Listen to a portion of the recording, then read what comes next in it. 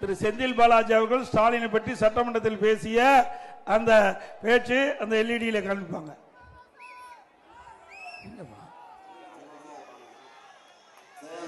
செந்தில் பாலாஜி அவர்களே, நான் கோடு போட சொன்னா ரோடு போடுவார்.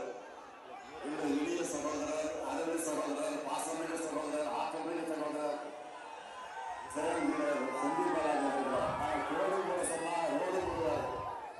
என்னுடைய இளைய சகோதரர், அருமை சகோதரர், பாசமிகு சகோதரர், ஆக்கமிகு சகோதரர் செந்தில் பாலாஜி அவர்களே, நான் கோடு போட சொன்னா ரோடு போடுவார். செந்தில் பாலாஜி அவ்வளவுதான்.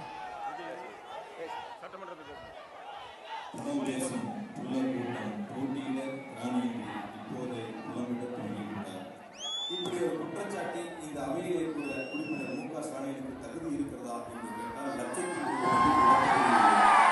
கருணாநிதிக்கும் கருணாநிதியுடைய பிள்ளைகளுக்கும் எப்போதுமே ஒரு குணம் உண்டு. அவங்க வகிச்சா அது பதவி, மற்றவங்கன்னா அது உறுதி. அவங்க தொட்டா அது பொண்ணு, மற்றவங்க தொட்டா அது பொண்ணு. அவங்களுக்கு வந்தா அது ரத்தம், மற்றவங்கன்னா அது தக்காளி சட்னி. ஆக திரு ஸ்டாலின் அவர்கள் எதிர்கட்சியில தலைவராக இருக்கின்ற பொழுது இதே கரூரில் பேசுனா அப்ப நல்ல வாயு. இப்போ நீங்களே முடிவு பண்ணிக்க.